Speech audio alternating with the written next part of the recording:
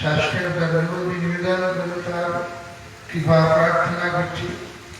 তৎপরে প্রধান অতিথি কর্ম পূজ্যপাদ শ্রীধর গোস্বামী অষ্টোত্তর শতশত ভক্তি সর্বস্ব ত্রিবিক্রম গোস্বামী মহারাজ চরণ নিবেদন এবং তৎপরে পরম পূজ্যপাদ সত্য ভাগবত দাস বাবুজি মহারাজ চরণে ধর্মমতি নিবেদন করছি। শিবাদ ভক্তি লক্ষণ নারায়ণ মহারাজ চরণে, শিবাদ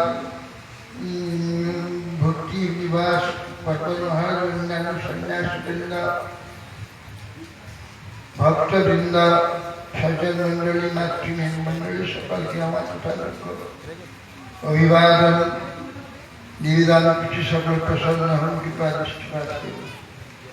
আজ আমরা সকলে খানগ্রাম নিবাসী গণের ইচ্ছা এবং আহ্বানে আমরা সকলে এই কয়েক বৎসরের ন্যায় এই বৎসরও আমরা এখানে সকলে উপস্থিত হয়েছি।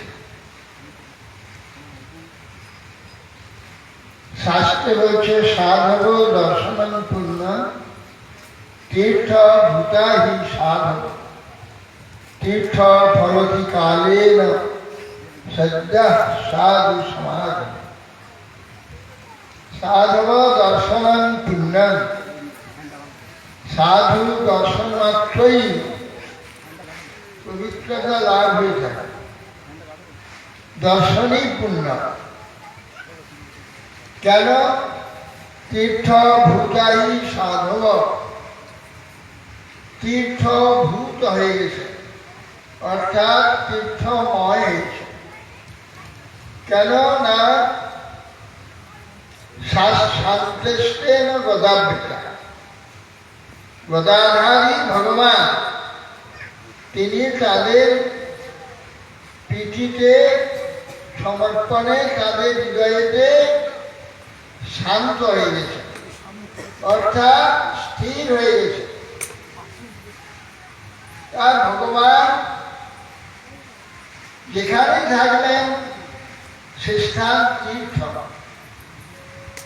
জীবের হৃদয়ে যখন ভগবান স্থির হন সমর্পণের দ্বারা, তখন জীব তীর্থ স্বরূপ হয়ে যায়। যুধিষ্ঠির মহারাজ শ্রী বিদুরকে বলেছিলেন যে আপনাদের মতো সাধু তীর্থে যাওয়া দরকার কি? হ্যাঁ, আপনাদের হৃদয়ে বোধাবি ভগবান শান্ত হয়ে আছে। আর তীর্থি কুর্বন্তী তীর্থান শান্তি স্থের বোধাবি। ভগবদ্গীতা ভাগবতা তীর্থভূতা স্বয়ং প্রভু তীর্থি কুর্বন্তী তীর্থানি শান্তি স্থের বোধাবি। আপনাদের মতো ভগবত তীর্থে যাওয়ার দরকার নেই। তীর্থে যাওয়া নেই জন্যে তীর্থ কোন তীর্থে পরিণত হয়। তীর্থ পাপীদের সংস্পর্শে তীর্থ অপবিত্র হয়ে যায়, মলিন হয়ে যায়। মলিন তীর্থ আমার সাধু সংস্পর্শে আমার পবিত্র হয়। সেই জন্য তীর্থে কুর্বন্তী তীর্থা। ভগবান কি করে?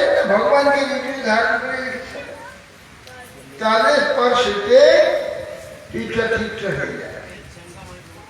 অতএব সেই জন্যে ভাগবতগণ বৈষ্ণবগণ এসেছেন যে গ্রামে, সে গ্রাম পবিত্র হয়ে যায়।